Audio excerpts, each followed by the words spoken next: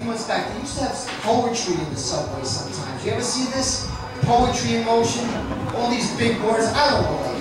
To me, if you're going to have poetry in the subway, why don't you have words the riders in New York can relate to? Something like, roses are red, violets are blue. The subway sucks, and hey, so do you. I asked the conductor, will my train be delayed? And he eloquently replies, and have a nice day. And I travel on the bus, and I'm always next to somebody that's talking loud on the cell phone.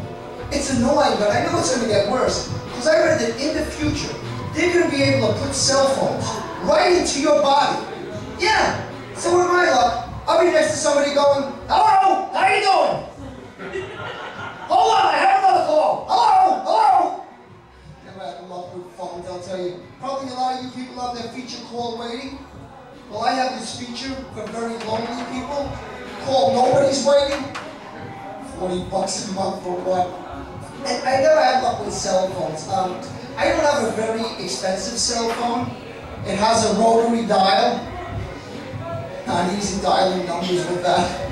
Yeah, I tell you, as far as traveling is concerned, I don't have luck with buses, but I don't like taking the cab. You know, I read something interesting. The cab drivers in New York speak over 60 different languages, and not one of them is English. Pretty amazing, you know? And I have to travel to get to my job when I'm employed. I don't have luck with jobs very much. I recently lost my job, so I really don't like that saying, because I don't feel like I lost my job. I know exactly where it is. They just hired somebody else to do it. Yeah, I mean, it's not good. And I've always had trouble with bosses. Like this one boss, she would never take blame. Like, if I made a mistake, she would say, Tom, look at the mistake you made. But if she made a mistake, she'd say, oh, Tom, look at the mistake we made. We'd have to share everything, but I'd get back at her. When she'd arrive in the morning, I'd say to her, well, boss, look at the ugly dress we're wearing. I guess we forgot to shave our underarms, huh, boss? Oh, and this other boss, every day, he would say the same thing to me. So, Tom, working hard or hardly working? Working hard or hardly working? Well, I once had enough of that.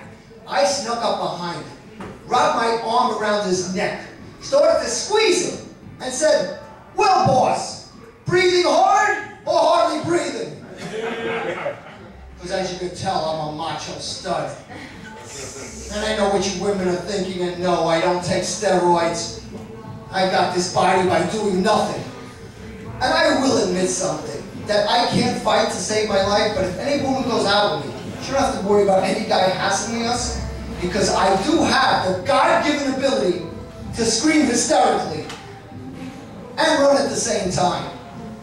Yeah.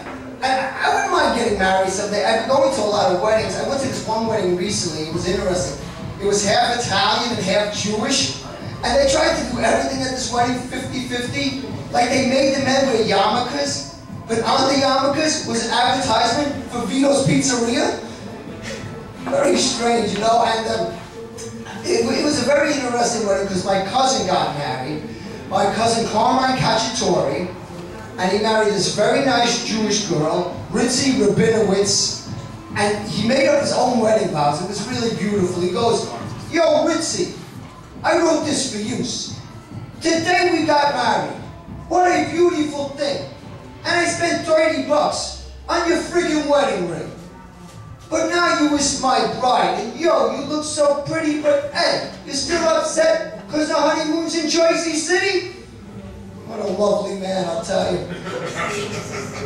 Yeah, I'm telling you. And I have a lot of weird relatives, like my Uncle Bocce. My Uncle Bocce's an inventor, but he invents things nobody wants.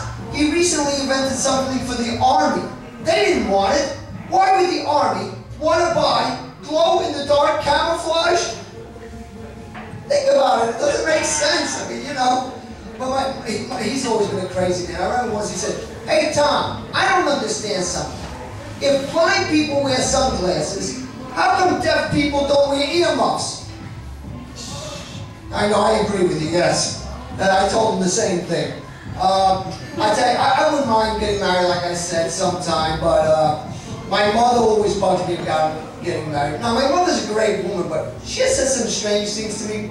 Like when I was 7, I said to my mother, "Mom, am I adopted?" She goes, "Well, not yet, but I'm working on it." I know, calm down, it'll be over, so don't worry about it. And I remember my mother said to me, "Are you an..." I said to my mother, "Mom, am I an only child?" She goes, "No, son, you are not an only child. Your brother is." I know, I agree with you. I felt the same way, but it's all right. And what else can I tell you? I watch too much television. I don't like what I watch. I hear a lot of negative things on the news. I don't know if you remember a couple of years ago, this woman, 63 years old, gave birth to twins. So recently the twins turned 2 years old. So this reporter went to interview her and asked the twins how she was doing. And the woman started to cry. She said, "I don't know. I forgot where I put them." You know, when you're that age and you give birth, you know, and all that. Someday you'll make it to that age, a couple of you. Anyhow, what else can I tell you? And I'm tired of all these reality shows, you know, they have. I'm tired of them, like Survivor, Temptation, I don't know. But there's a new show that's going to come out from the people that made Temptation Island. This show sounds fascinating because on this show, they're going to get a bunch of people together and put them on an island where they have to battle terrible, terrible odors. This show's going to be called Staten Island. Well, listen, I'll leave you with that. Thanks, God bless, enjoy the rest of the show.